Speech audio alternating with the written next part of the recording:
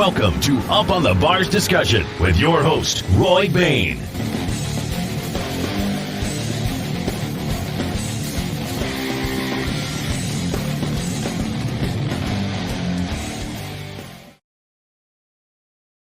Well, we're live Thursday night for Up on the Bars discussion tonight. I already got some comments rolling in here. It says, hi. The one of those looks like Jerry Stewart, but I don't know who the other one is. I got to scroll through all the pages to see. But we're going to talk a little bit about the Tristate Prostock Series and some things going on with it. But first of all, I want to talk about the Race Logic Chassis School coming up February 11th and 12th. That's going to be happening at Fred Ryland's shop in Brentwood, California. We have Race Logic Chassis Schools coming out. They're going to be bringing Jen Baker from AFCO, Wade Cross from FX Suspensions, and of course Fred Ryland's going to be doing it. He's built the curriculum up. This is actually an excellent opportunity for y'all to take advantage of some great knowledge that's going to be put out, do things like that. You can call Fred and apply with Fred on there, or you can go to speeduniontv.com and you can purchase your in-person or the video session of it. Either one, both of those are available. So check that out at speeduniontv.com or go to racelogicchassisschools.com. So you sound like you're underwater a little, sir. I didn't know that. We'll try to do it a little bit better. So hopefully everybody can hear me all right. But anyway, tonight we want to talk a little bit about the Tristate Prostock Series. And the last time we were on here and had all of us talking, we put out that we were looking for a competition director. Well, it didn't last any long until as soon as we got off air, I got a phone call from the gentleman that's on here with us now, and that is Robert Hemm. Welcome, Robert. How are you doing tonight? We're doing wonderful. How you doing, Roy? Enjoying some time at home at the moment tonight. So, kind of interesting. Robert drives trucks, same as I do, so we have a background in that together. So, he just does real work. He hauls hay. That doesn't sound like very much fun for me, but that's okay. It's all the same thing. All right, so tell us a little bit about your racing history so everybody knows where you come from, and I guess your pedigree is the best way to say it. All right. So, we moved out here. I was raised in Iowa, I should say. Not completely, but I was raised in Iowa until I was about 10, 11 years old. And my parents got transferred to the Bay Area with their job. And so I guess the first racetrack that I really went to was Antioch. And I started going to the races about 1987, which would have made me about 11 or 12 years old. And the first car that I ever actually worked on, he's actually a member of the Tristate Prostocks today, is Mike Walco. That was about 1988. That's where I started. And that went on for a couple of years. And then we ended up moving to Sacramento. And I ended up going to work I was about 14 years old at that time, for Chris Quinn, for an ROP in high school. And worked at his place. He ran posse cars, and that was going on back in the 80s and early 90s.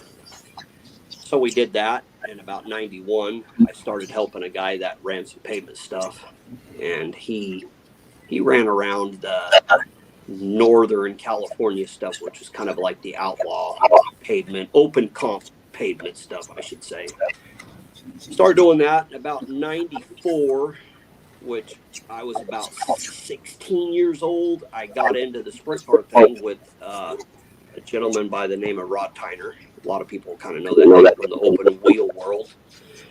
And I started helping him, and he took me under his wing and started kind of just teaching me how to do things kind of the right way in the open wheel world.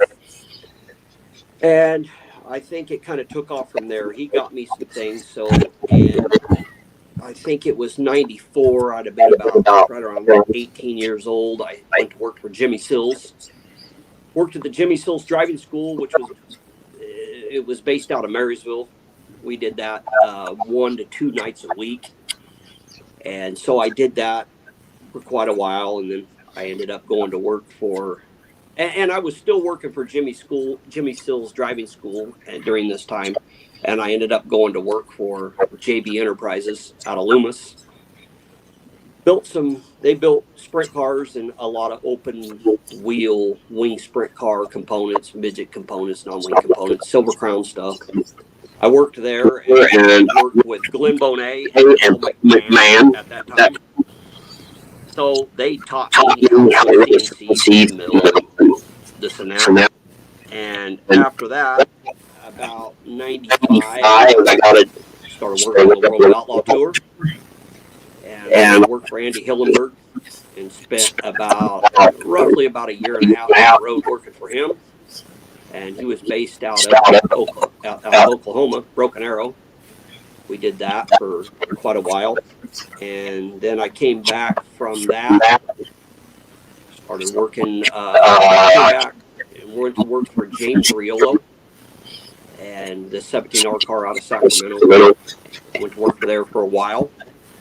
And I went to work after that. I formed a partnership with Rod Tyner, who I kind of started with. And we started an open wheel car, which Jonathan Allard and Stephen Allard took turns switching off and driving that car.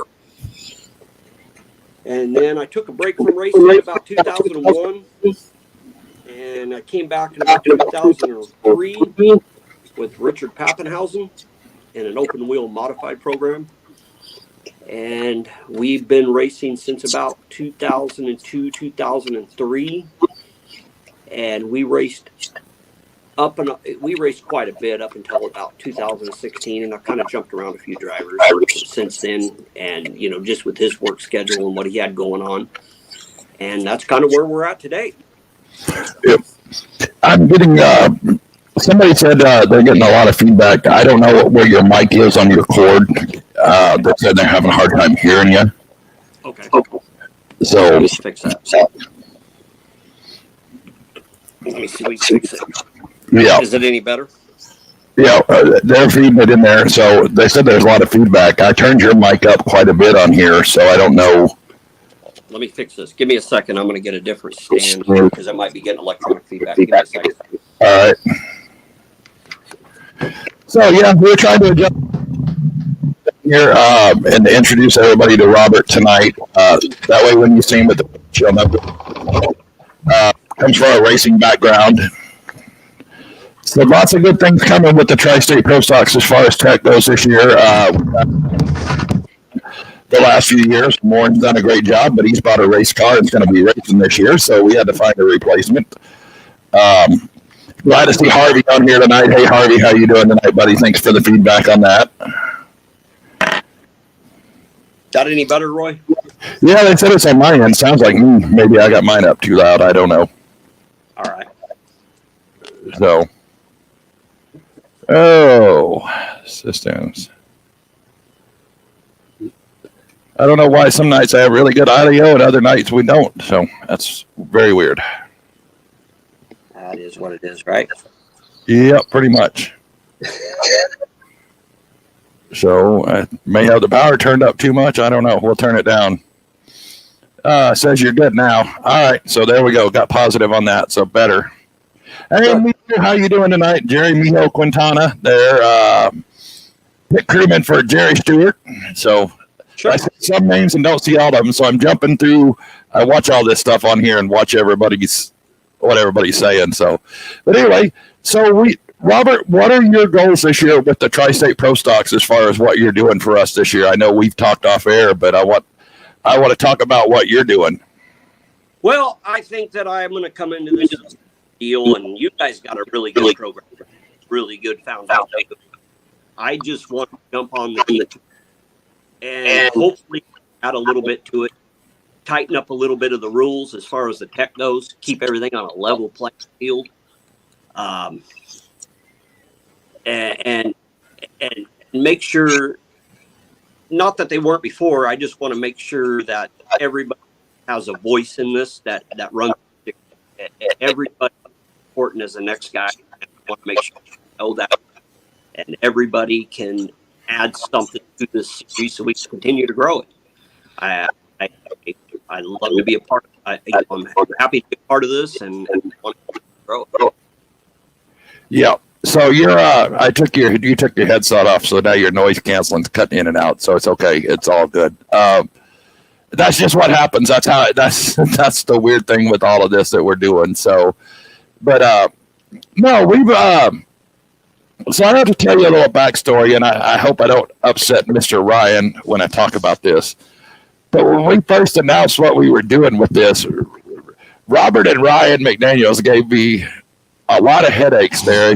They expound on what Ryan on, you know, but whatever. When we first started, so there was about 2 weeks of constant messaging back and forth, and you joined in and all that, trying to sneak in a car and all that stuff. And I didn't know y'all, and I don't think y'all knew me. I don't know. I couldn't tell you. We did a little bit, yeah. Okay, but that's why we were able to give you a little bit of grief, right? Yeah. Well, that's just what I said. At that time, I didn't hardly know anybody in racing, so it was a lot of getting to know people doing all this stuff. And man, y'all got me all flustered on the backside trying to sneak in a limited late model into our group, and hey, we almost had it though. We were close. No, you weren't. There was one sticking fact, and that was the one fact, and it was like, nope, we're not doing this. So he had a fabricated front clip, and that is not allowed. Hasn't been allowed. It isn't going to be. But things have changed a lot since we started this, and I'm hoping for the good. I know we got a lot of stuff. For me personally, when we started this, there was a lot of, this will never work. And now we're going into our 7th season of it. And I think we've got it kind of in the right direction, I feel like, this year. Oh, absolutely. I mean, you've had it in the right direction for quite a while, not just this year. I got a close friend of mine that introduced me to your series. Actually, he was running the other series when it started. And he's here from my hometown, and we met. And when your series started, you've had the right vision from the start. And I wouldn't say you got it going this year. It's been going for quite a while, and you've had the right path for this. So, well, from the inception of all this, we tried to keep this simple. Sure. It was. You got a pro stock from here, you got a pro stock from here, you got a super stock from here. We're all close. Everybody's got one or two little things, whatever. Let's just put them all together and see what shakes out. Sure. There wasn't a lot of guidance the first year. There was kind of 3 basic rules. No wings and sideboards, stock front clip, come race and have fun. That was kind of the extent of it. And you had to say what group of rules you were legal to. Right. Basically, we took 8 sets of rules and tried to bring them to where everybody could compete equally.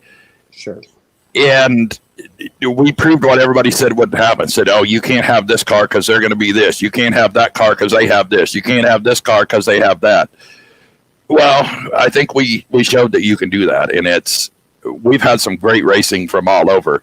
I mean, you got Jeffrey Hudson, who's running Outlaw Pro Stock rules from up here in Oregon, which are, how do I want to say, the least accommodating against people in Nevada that are probably were the most liberal at the time, and everybody's competitive. So I'm hoping that our goal is to turn this into something big. This year we've got Jay Bryant's back on board with Jay's Mobile Welding, and a business partner with Speed Union TV.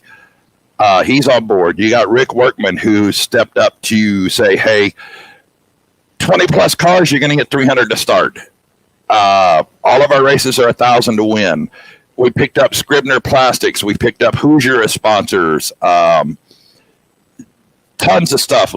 We brought Lyle Hopper with Winning Attitudes on board. Robert Baker with VIP Medical Concierge. Travis Peterson. He's got a whole host of people that he's brought on board here. I think it's the Mitsubishi dealership over there. A clothing line, Verdi local distilleries come back on board. Richard Brace and his dad, Dick Brace, are putting a Hard Charger Award on every race. We brought Gilroy Machine on board to do some things. I mean, we're growing exponentially every year. So, and that's sure, and that's what I'm going to add to that. I mean, I currently rate. I own a modified, and I've raced everywhere in the last, oh my God, 15, 18 years, and I can tell you right now, this series pays better than any series out there right now. And when you said it's 1,000 to win, 300 to start, that's at the minimum on the 1,000 to win. That's yep. at our minimum races. There's races that are going to pay more than that. Yeah, and we already forgot some more people that come on here that I think got reminded. PEM giving away to our season champion this year. We got Pyrotechs going to be giving some stuff away for the series. So I don't have them all written down right in front of me, so I'm reading. That's why I got through there. And it's, we put a lot of work and effort into doing all this stuff. And Jay's one of the first people that's come on board and really supported this big time. Rick Workman, another one, Robert Baker with the Bud Nationals. The support that we get from it is amazing. And I'm going to tell y'all, if you're at the track this year and Robert Baker's van is there, do yourself a favor, especially when it's hot. Go get one of his IVs. You will not be disappointed. He's got one that has anti-inflammatories in it. When you get over 50 years old, let me tell you what, that's the best thing you can do. You feel so much better. Those anti-inflammatories make your knees stop hurting, your feet stop hurting. Oh, my God, they feel so good afterwards. I cannot emphasize that enough. And he's a huge supporter of racing in general. He's a big-time sponsor for Jerry Flippo, who's moved to Iowa. Everybody knows who he is. So, sure. That's what I say. Rick Workman, he's the one that helped. He's the one that got me introduced to StreamYard, done all this stuff to help launch this stuff. Mark at MTFX Graphics, you can see all of them up here on the wall. So we have somebody else we're going to bring in right now. He's sitting in the green room, as it were. We'll wait for him to get set out and put in there. But we have somebody else that we're going to introduce in on the tech side for this year. So sure. Our competition director, so I don't know what you want to call his position. He's going to be in the infield making calls and help level the playing field. So we got a lot of great stuff coming this year. So welcome to the show, Mr. Bill Hall III. Hello, Roy. How are you doing tonight? Doctor says I'm still alive. He's the assistant director of competition here. He's going to be, thanks to Justin Crockett and Brand Creative and who the people he's got, has got us radio communications with your receiver and all that stuff. So Robert's going to be up at a high vantage point watching the racing. Bill's going to be down on the infield most of the time on a four-wheeler there to get a couple of angles of what's going on the racetrack as well. That way we can focus on getting great quality racing, great product out in front of everybody. So Bill, tell us a little bit about where you come from racing. I've been racing with my dad for about 20 years and then got out on my own in 2008 with my brother Scott. Yep. So I'll tell you a story about Bill. He's one of the first people I met doing all this stuff outside of our local Oregon group. It's always fun to talk to. Always got something. It can cook food like you would not believe. Oh, I'm going to love him. 20 years as a chef. So, what was the thing you made at Medford? I can't remember. Chicken Parmesan, right? Chicken Alfredo. Chicken Alfredo. I've never had Alfredo in my life. He got me addicted to it. Best stuff. Where were you at last 4th of July weekend? I needed you. So I love to cook. That's all. And pit food sucks. Racetrack food sucks. So, but Bill, you got to tell us. You went to school to learn how to cook. Come on, there's a difference. Nope. Oh, I thought you went to school. I went to the school of hard knocks. There you go. That's the best school. Well, I can assure you. So, Bill, what are you looking to do from your perspective on the infield? What is your goals and all the stuff is what you're doing for us this year? Oh, I'd like to make sure that talking to Lyle and you and make sure our starts are clean, make sure the racing's clean. These cars cost too much money to be tearing them up. Make sure safety is a big thing to me, mainly since I got hurt. So safety is a real big deal to me right now. I agree with you on that. Yep. Well, I think that's, and not to cut you off, Roy, I think that's one thing we're going to address this year. Is safety is something that we're going to look at, and Bill and myself and you guys, we're going to address this. So that, like this year, the head and neck restraint, that's mandatory. Yep. And we have to move towards that is something.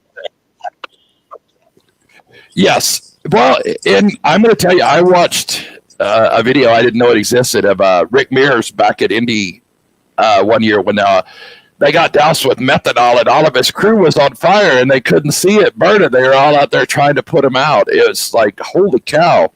I'll tell you what's kind of scary is recently, I mean, maybe in the last couple of days, I don't know when it came out. If anybody's got the Flow Racing app, go on there and watch the story with the Bettenhausens. There was a wreck back in about 1990 at Cal Expo on the mile, and they show track workers running away, shredding their clothes off, and you can't see the fire burning. Mm-hmm. It's scary. Yep. I agree. Well, you talk about the sprint car last year. You had the kid that had fuel on his fire suit down there under caution, got out, and then you catch a little puff of blue every now and then, but he jumped out and was on fire, and nobody knew what was going on. Right. One of my things is everybody has seen it. Ashton Torgerson at the Chili Bowl Nationals fell out of his midget. Yeah. Something happened there. Stuff like that shouldn't happen, and that's one reason why safety needs to be first on our list.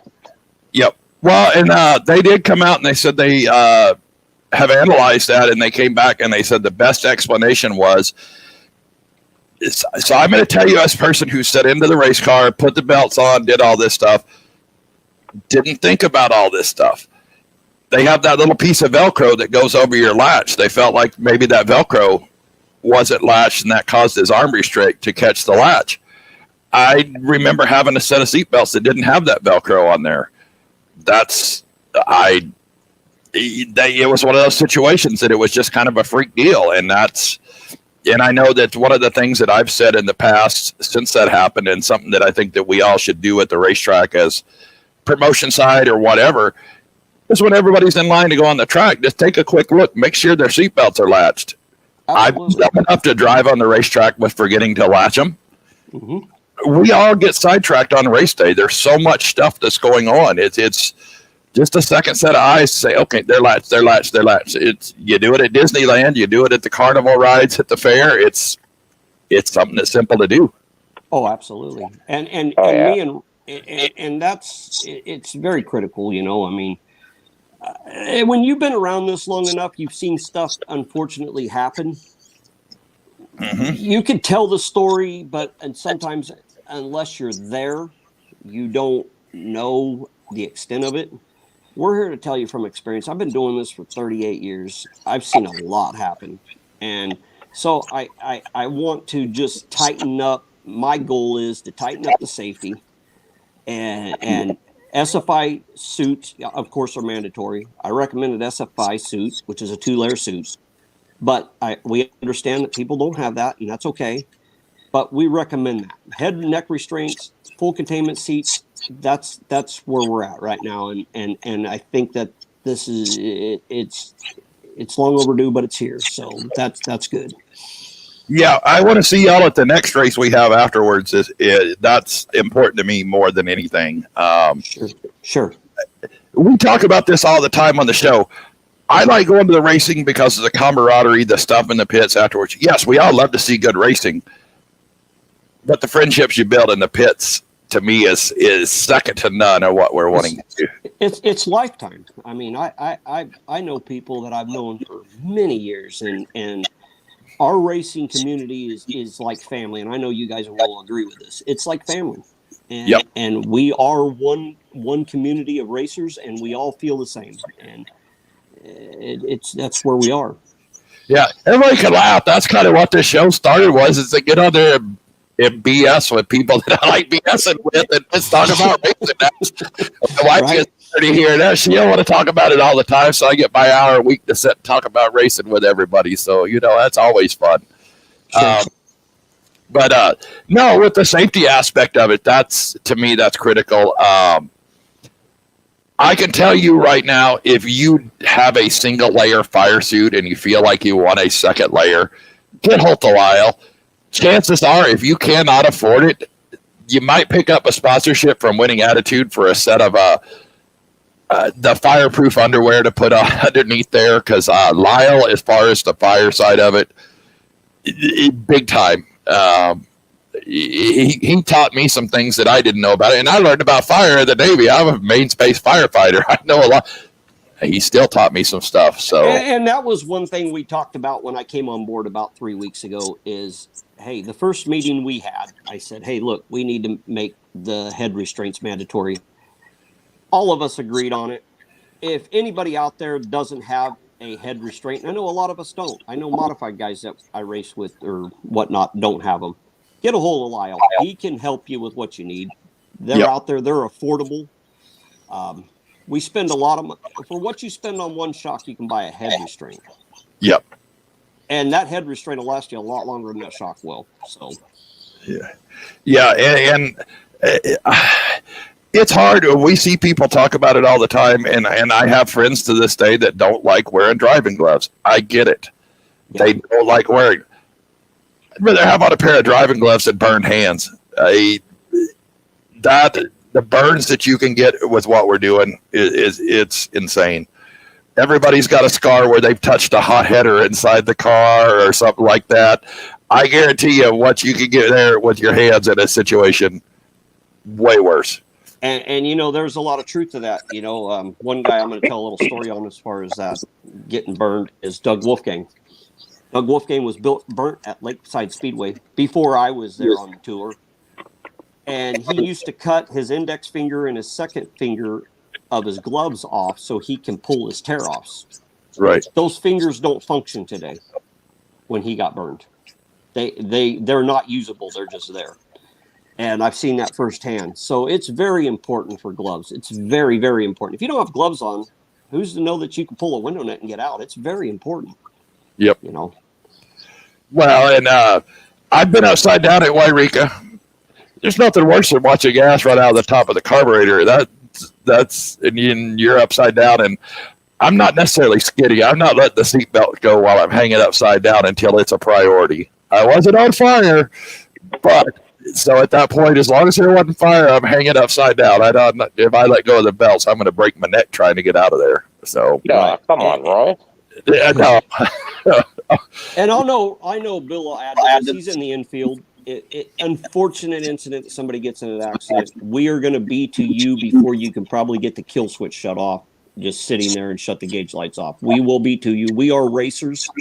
We are going to secure that situation the best that we can. You just got to help us with the safety equipment. I guess that's the best way to say it. Yep. And I'm going to make a suggestion. This is not a rule, simple suggestion. This is one that Lyle made to me. On your doghouse, over there on the passenger side, put a 90-degree shutoff valve on your fuel system. It's very important. I agree. It's not mandatory. We're not making it a mandatory rule. But put it that way, if you're in a situation and cannot get to the fuels, somebody on the outside that's there can reach it on the passenger side, pull the handle, it shuts fuel flow off. Yeah, I agree. It's a $30 piece. It's $1 million worth of peace of mind. Yeah, you can get that at your local True Value. Yeah, I mean, it's simple little things like that go a long way. If you're running alcohol, probably a smart idea anyway, so your alcohol doesn't run into your engine. Just a thought. Going down the road, it's actually important. So. Yep. So, all right, guys, so what else do y'all have to talk about before we get into the schedule for this year? Well, I think, go ahead, Bill, I'm sorry. Well, I just said not much. Well, I just want to, like we said, we touched on the safety part of it. We spent enough time there, I guess. Now I'm bored them all with that. But, I think that we're gonna just kind of enforce what's on the rules. I mean, this is a legit series that's here to stay. and we just need to make sure that it's a level playing field for everybody there. And I think that we're just going to focus on that. We've talked about having scales at all the racetracks, so we're in the works of that. And again, everything that we're putting in place is just making sure that we got a level playing field, and policing the tires and whatnot on our durometer rule. We're just going to kind of maybe tighten things up a little bit and just make sure that everybody, at the end of the day, what would be successful at the end of the day is at the end of the night when it's all done and we're walking through the pit area and nobody complains. That's where we need to be. And maybe we'll never get there because, there's issues, but we would like to get to that, and we're going to work as hard as we can to achieve that. Yeah. Now that we're talking about tires, you saw us post up the other day. You can purchase the new National late model tire if you want to purchase those and start building your inventory with those. Lyle has those available. I believe it's just the 3s and 4s that are available to us right now. And if I'm not mistaken, they're $219 or $220 a piece. $215. $215. Okay. Well, see, Bill knows. Reach out to Lyle. He can get those ordered. Lyle is available pretty much all day, every day to order what you need as far as tires, things like that. Let's start building it up because everything that we purchased through Hoosier now is a part of what comes back to the series. So keep that in mind. So and that's what I want to say too. You can buy this tire anywhere from here to Florida or here to New York. It doesn't matter where you buy this tire. It's available to the racer. What we're trying to just put out there to these racers and is if you buy this tire from Lyle because he's involved in the series, that money he puts that towards part of that tire towards the points fund. Yep. And at the end of the year, that's what we're going to benefit from. But like I said, you don't have to buy this tire from Lyle. The tire is the tire. You're welcome to buy it anywhere you want. We do encourage to buy it through Lyle because he does add to the point fund for that. We are under Hoosier contract now. Hoosier is adding to the points fund on this. That's why we are on the strictly Hoosier tire rule for 2023. Yep. That's why that's in place. It's to benefit the racer. It's not to benefit anybody else. We're trying to benefit the series, and that's where we land at. Yeah. Lyle just messaged me. He said they're $215 a piece. The 2, 3, 4s. The 2, 3, and 4 available. The M1 will be available next week. So after next week, you'll have access to all four of the tires. And if anybody don't know, I've talked to my buddies at Racing Back East and Lucas Oil, and of course Lyle. I spoke with Lyle for quite a while today, and we talk a lot. This tire, so the 3s and 4s, you can run on the right side as long as it's a 55 or better, 55 or more durometer. The 4 is a pretty hard tire. That's equal to about a 55. But you can still run the 1s and 2s on the left. Of course, the 1's going to be pretty soft. That's up to your discretion. But that's where this tire fits everything in a whole. I think we all think it's a good match for this series. Well, and that was kind of the thing. They're doing away with the 1300s, the 1600s, the D55s. They're going away. They're going to just these tires. It is to help build volume, help make these tires readily available where everybody's had to play the tire game for the last 2 years and not finding it. Absolutely. It's something that's going to help. Now, due to XR and or Lucas Oil getting involved with all of this stuff, you're going to see a decrease on those tires, so that's a plus.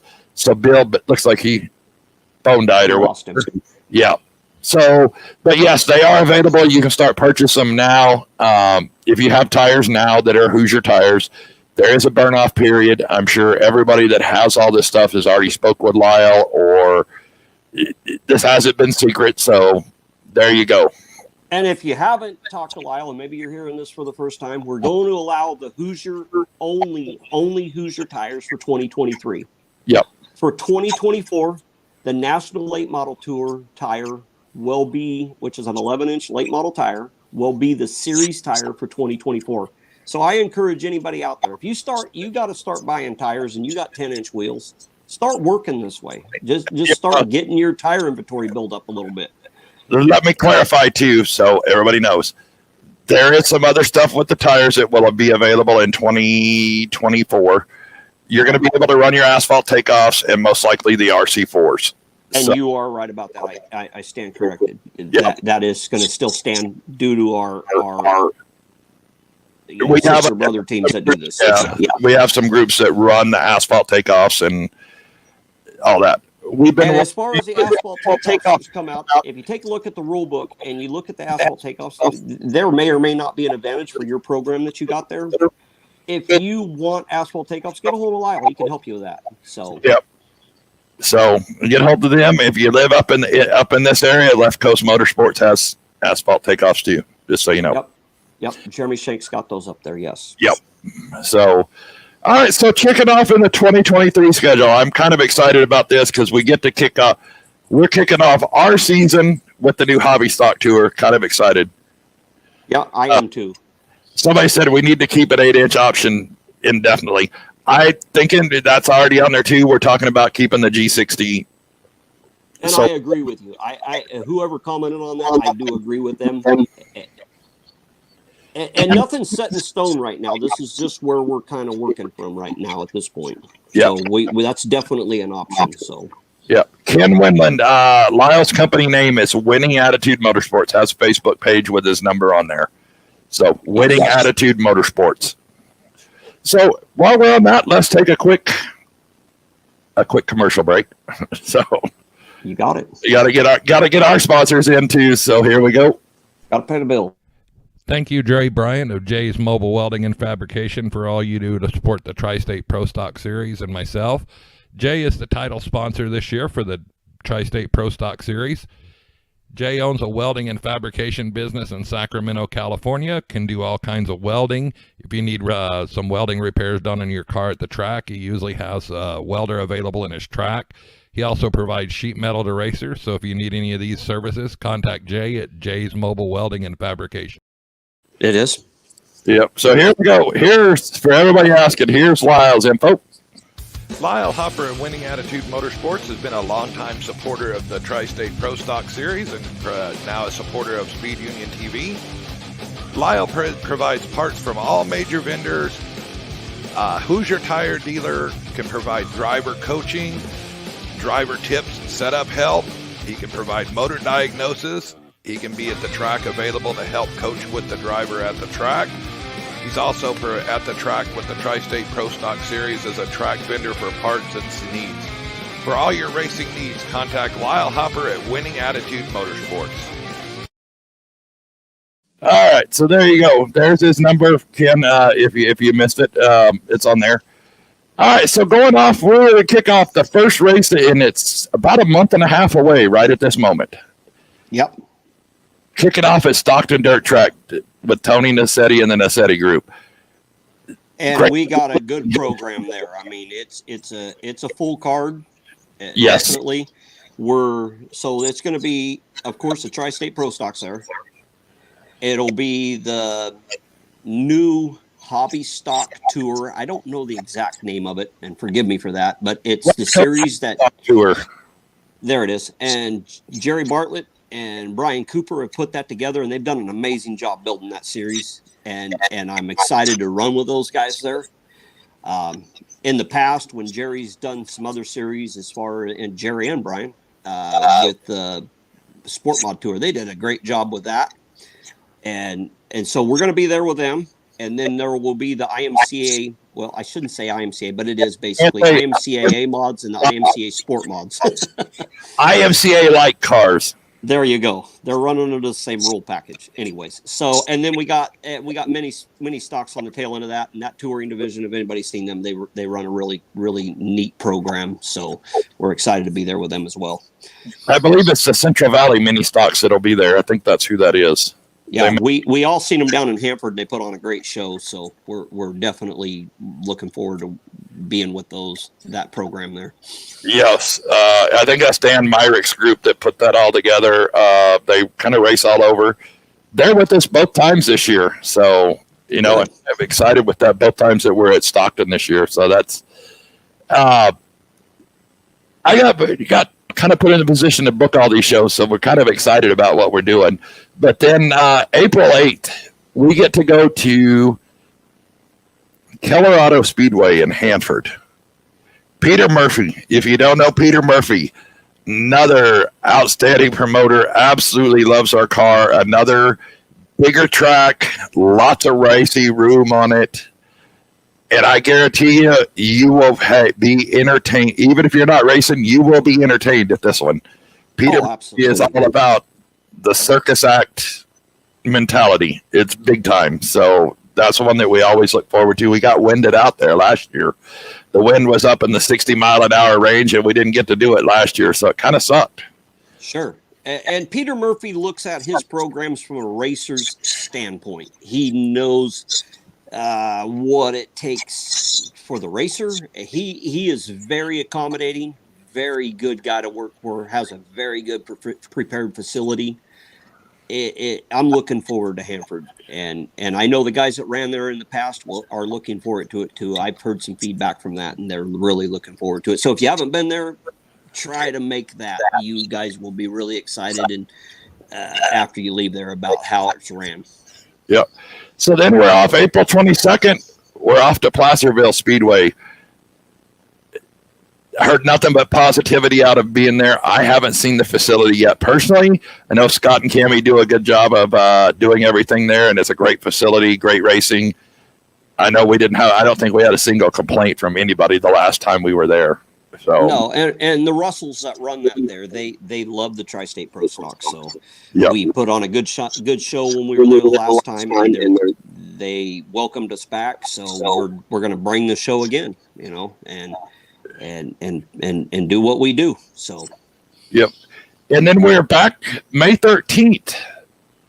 We didn't run there last year, but we are running there twice this year. We're back May 13th at Antioch Speedway. I don't know what else to say about Antioch Speedway other than it's Antioch Speedway. It's a great facility. The Chadwicks, all them. This is lots of good stuff they're working on building that track up there. Antioch it's kind of a neat way it's laid out. It's got some banking in it, but then it's also got some flat in the corners. So it's kind of interesting how that track races. It races good. I mean, it's obvious. I mean, we watched some races there, and anybody, as far as, let's say you get your car done and you want to go test it. I think it's about the 25th of this month. Don't quote me on that. They have a play day over there, weather permitting. If you want to go shake down your stuff, Antioch's opening up the racetrack for a play day. I think that's about the earliest one. I don't know what they're doing down in Merced yet. I haven't really looked at it, but if you're up in that area and you want to go shake your car down and see where you're at, Antioch does have that play day on the 25th of this month to get you get you one step ahead of Stockton if you can do that. Yeah, you can find Chris Bennett on Facebook or Antioch at Antioch Speedway at Promotions. Either one of those places, you can find out more. Chris and I worked very diligently on putting the schedule together with Tony down there at Stockton this year, so I can't. When we were at the Reno Promoters Workshop, we spent a lot of time sitting at the table. So Justin Crockett chimed in, Hanford, boom. Yes, Hanford is an awesome facility. That's because Justin's good there, right? Justin's good everywhere. I'm giving him a hard time. Yeah, he is, but I don't know if he won. I don't remember if he won there. My brain is shot, but I know he was competitive there. Now, I'm going to pick on our good buddy Donnie for a moment. He got a little squirrely before the race ever started. Which Donnie? Donnie Richardson. I don't remember what happened to him there, but he got a little excited going to the flag there. So that might have been Placerville, I think. Remember that? It was Hanford when I was there. I haven't been to Placerville, really? So yeah. So I'm not sure what happened. I think he had some dirt on his window or something there. Had to clean the. Then May 27th to 28th, Gary Stewart likes Hanford. Yeah, I haven't heard anybody that doesn't like Hanford, to be honest with you. So that's all I'm going to say. So I agree with that. So May 27th and 28th, we are headed back up to Oregon, to Southern Oregon Speedway this year. Looking forward to that. Y'all guys better bring your A game if Jeffrey Hudson's there or Steve Moore, because they were pretty dominant there last year. Oh, he said he broke a steering box. Okay, I knew it was a problem. I was just going to say it was dirt on your visor or something there. I wasn't sure what happened. So Good job, Donnie. That's a way to make up for it, buddy. yeah. So, I'm just giving him a hard time. oh, I know. I remember something happened. It's like that was like they were all aligned, and all of a sudden it was kind of like Mark Martin when he lost the one at the race before it ever went. Just turned left. I was like, what the heck just happened? But yeah, it was like. And my buddy Jeffrey Hudson, he'll bring it up there in Medford. There's no doubt about that. Everybody knows Jeffrey's. He's fast wherever he goes, but he's especially fast in Medford. And hey, it's a good thing up there. I like Medford. Travis Hoppy's. He has a wonderful facility. Yeah, I know it firsthand. It's one of our favorite places to go. Yeah, Lyle Hopper said Randy Miller's driving his car. Let me double check. It's one of the Millers. It's Robert Miller is going to be driving up there. They said they're coming for Jeffrey with their Leaf car. There it is. So I'm going to tell you, if anybody knows Jeffrey, we call him Leroy. He's a real quiet person. He doesn't. I guess best way to say maybe a little shy. I don't know if that's even the right word. He does not. The first night, the donuts that he did was exciting. We asked him about it for the second night. He picked up the win the second night. It got even better. He was doing donuts after donuts, toast the steering wheel up in the air. Just to say he was excited was an understatement up there, and he was very, very fast up at Metro. Oh, yeah. And I'll throw a little thing about Jeffrey. We're working out the trailer with the modified, and it's during the day on the second day. We ran about half the night and got rained out on Friday. And Jeffrey goes driving by in the modified, and he heads out the gate in the modified, and out the gate down the road, and he's gone. And a couple of people looked at me and said, "Where's he going?" I go, "I don't know. I think he's just getting the mud out of the tires." And about 10 minutes later, here comes Jeffrey back. He run her down the road out to the highway and back. He's just cleaning her up before they had to scrape dry mud off of it from the night before. Well, Justin Crockett said he is so fast. Justin had a little struggle at the Bud Nationals last year. He's always fast at Bakersfield, which we're going to talk about Bakersfield here in a little bit. And I talk about this the first year I went down to the Bud Nationals. That inside wall where they drive on the track, where it comes off, and then the line to come on the tracks there. You guys that race at Bakersfield, I'm telling you, you cannot put a piece of paper between that right rear corner and the wall when they come off there. And when you're sitting there overlooking it, you look at it and you think, man, they're going to hit that wall. There's no ifs and buts, and they never do. That wall comes back to you there. Yeah. Justin will know that firsthand. He's run a lot of laps at Bakersfield. That wall will come back to you. It'll get you. They got one of my cars one year, and it'll get you. It's just deceiving. You don't see it unless you're on the racetrack. Right. You don't see it. Well, in one of the American stocks there, the first night in Hot Laps, got it and it rolled about 3 times down the backside, just what we're talking about. So the first year we went, and you can look online and see the video, Leroy was coming through that corner in his car, something broke in it or something did something, or he lost traction. He went through the billboards and hit the light pole behind the billboards. They got him out of there, put it in the center, and he went and got his modified and ran the A-Mod. Yep. Literally the next main event. Last year, he come back for redemption, was hella fast, led all but the last turn. And I hate to say it, the last turn. His rear end broke going in the last lap. I do remember that. That was one of the watching that and was up, doing stuff with the stream and all that. It's hard not to say, oh my God, that just sucked. we said it anyway because it was that he was fast at Bakersfield. So I'm kind of excited to see him and Justin race side by side. So that's it. Ryan ended up picking up the win. Ryan's been fast. There's going to be some great... And that's the name I wanted to throw in there. The races that we've seen up at Wairika, and it's not on the schedule this year, unfortunately, because they've got some situations going on up there. The race that we've seen between Jeffrey Hudson, Justin Crockett, and Ryan Smith, if that's not some of the best racing you've seen in recent years, then you haven't been watching the same racing I'm watching, because that was good stuff to watch. Yep. So when you can take Justin, Ryan, or Leroy get out at the end of the race and not win and not be like upset about it because the racing was so good, that should tell you something right there. Oh, look, as close as they were and as much as they ran with each other right there, and like you said, the top three stopped on the front straightaway and they're all sitting out there chatting before the interview. That's what racing's about. Yep. I like that. That was some of the best racing I've seen in a while. They may have touched, but there was a lot of give and take between those three when they're running up front like that. It's hard racing. Yep. And Richard Brace, when he's up there, same thing. It's yeah, absolutely. And I know Mike Learn picked up a couple of wins last year. Jay has got a lot going on with his. Should have a new car out this year. I'm excited about that one. I know the backstory on that. So Jay Bryant's going to be out there and there's going to be a lot of Steve Bohr, the B40 up there, finished second. The Jeffrey up there the second night. He's going to be fast when he runs with us. Yep. So, there's a lot of cars that are building up the front end of that field now. Yeah, absolutely. And even Stewart out of Bakersfield, he's very competitive.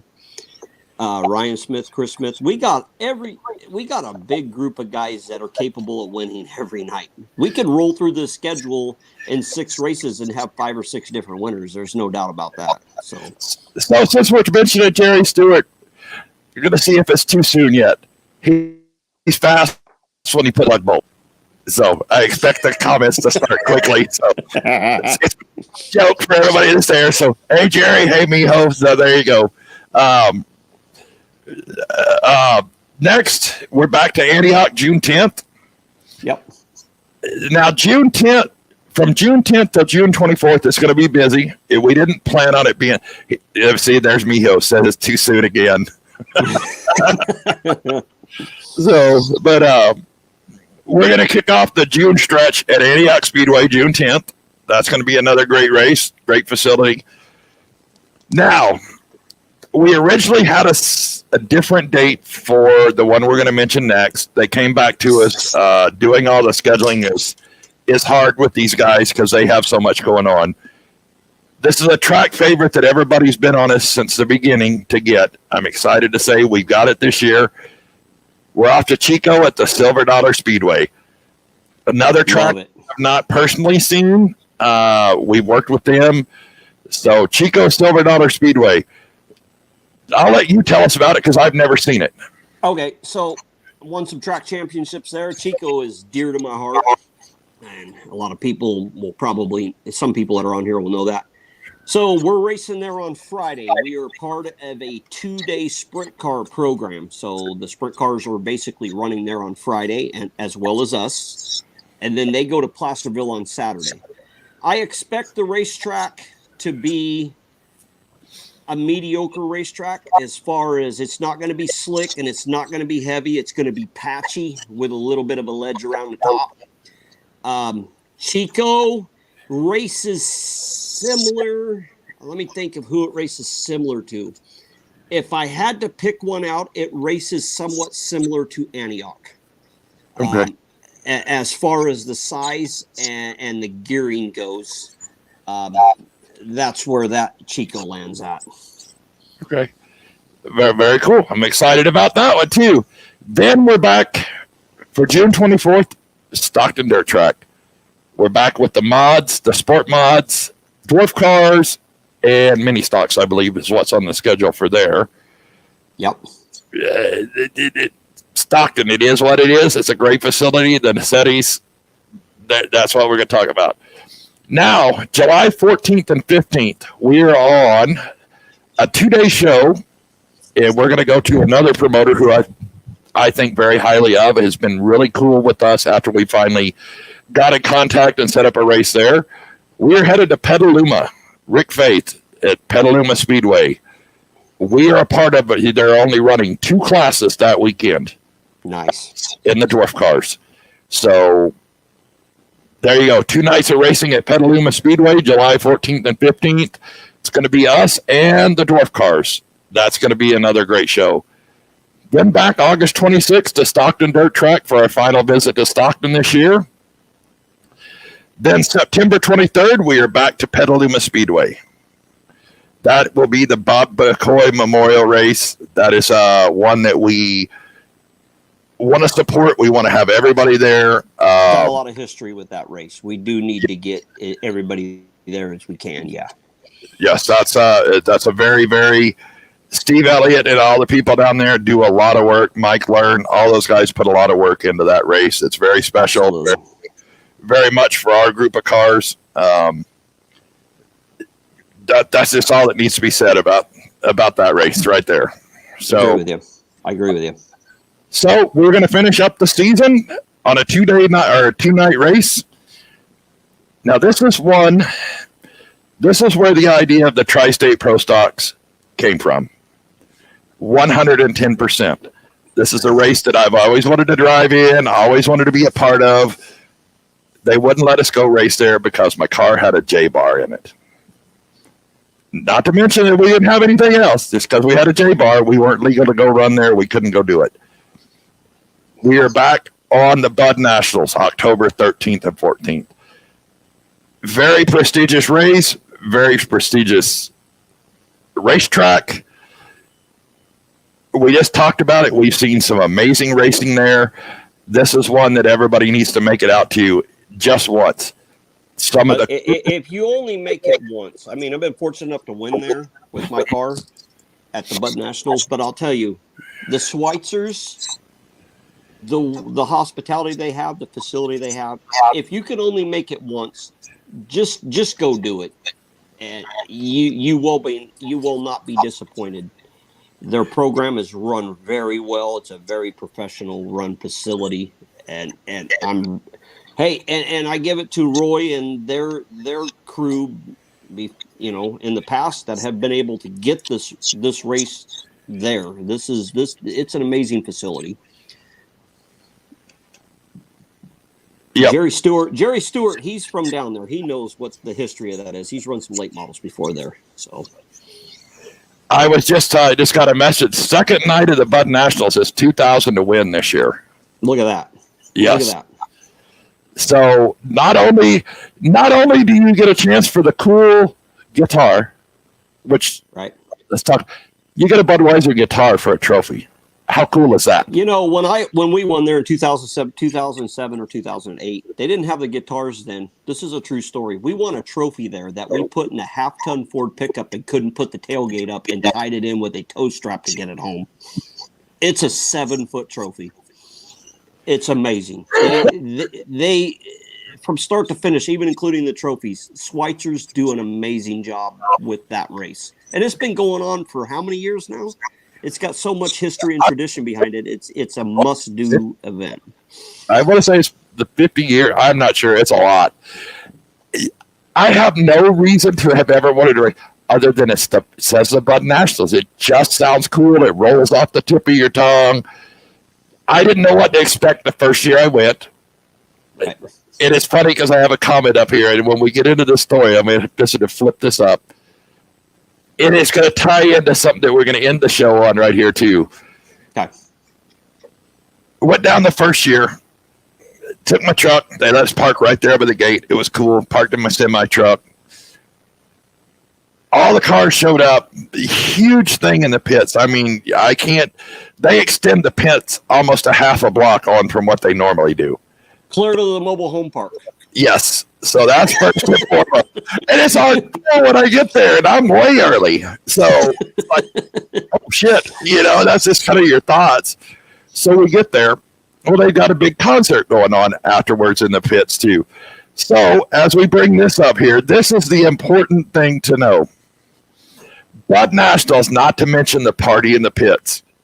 Okay. Thank you, Jerry. Hey, and I'm not going to interrupt you. Hold your thought. Yeah. Jerry will know this. When the Datsuns, Wayne Datsun brought the 2 tow trucks out there and held that American flag up, and we listened to that concert in the infield. It was amazing. Yep. It was. Okay. So we're visiting to get into all this. So the first night of the party, Scott Flowers was up here, went down there. Jeffrey Hudson went down there. Corey Biggs, all of those guys all went down there from Oregon, hanging out with them. Well, Chris Smith made his way over to where we were at. At that point, it went to go into every pit in there. I was not drinking, was hanging out with all of them while they were drinking. I gave up at 3 o'clock and went to bed. I don't know when they went to bed. It was light. I know there was about 4 to 5 people that was at Robert Baker's trailer the next morning for the IV therapy standing in line. Yeah, so I was one of them. We didn't go to bed until it was light. I said, hey, it's getting light. We got to go to bed. So the concert was going out there. We were listening to it in the pits. I never went out onto the track to go watch that because we were all hanging out there. Like I said, I gave up at 3 o'clock and went to bed. I was done. I was tired. Yeah. So rolling into that, one of the guys' names that was on that list for the concert was D.L. Downer. Yep. You don't know who D.L. Downer is, sings the song Sugar Boom Boom. That was on his hobby stock, Sugar Boom Boom. He was on our show next week. No way. Yes. Are you kidding me? I'm serious as a heart attack. He is on the show. He is our guest for next Thursday. Love that guy. Yep. So Jay is coming on with me, and we're going to talk to D.L. Downer because I did find out he's got an American stock that he races at Bakersfield Speedway. He was at the Bud Nationals when we were there. Right? You see what I'm saying? That went on, and all that was going on, and you couldn't keep up with everything that's good. That's how I got to emphasize how important the Bud Nationals are. It's finishing up the season there because it's crazy. But yeah, our guest next week is D.L. Downer. So excited to have him on there and talk about his history and how he got into racing and all that stuff. So that's going to follow us into next week, and that puts us over an hour right now. So we covered everything. So I want to say real quick before the show ends, my phone number, if anybody needs to get a hold of me as far as the rule program, the rule package and all that goes, tires, anything you have, my phone number is 209. Hang on just a second. 209. 840. 9994. Again, that's 209 840 9994. Roy will get it out here on this podcast in the comments. It'll be posted. You can get a hold of me at any time you need to. Send me a Facebook message, text me, call me. If you call me, leave me a message, give me a little bit, and I'll get back to you. We're all working our businesses and what we do, but I will still get back to you at any of those. So you call me, text me, Facebook message me, we'll get back to you. So yes, Justin. Robert Hemm is the new director of competition and tech guy. He does not my buddy Justin. He does not take Venmo or PayPal. So hey, Justin, I do take Venmo and PayPal. He's trying to cut me off. Hey, buddy. Yes, and that was a joke. We don't want anybody to say whatever. Inside joke. Yes, Robert Hemm, our new tech guy right there. So. But yeah, like I said, we kind of had a way to finish up everything and connect it all into next week. So that kind of segued into there nicely, I think. Awesome. Hey, thank you, everybody. This 2023 is going to be an amazing year. Let's kick it off with, and we're going to make this better than ever. So. Yep. So yes, excited next week. Tune in next week. We have D.L. Downer on here to talk about his history and his career and his racing. So Sugar Boom Boom. That's right. So if you don't know who he is, when I see that, I'm like, what the hell are you doing? It's like, just go on YouTube and put Sugar Boom Boom. You'll know who he is in about 30 seconds. Very viral song. So told that you also accept Bud Light. And he's got Venmo and PayPal. So, but anyway, all right. Thank you guys, and we'll see you next week. All right. Hang tight, Robert.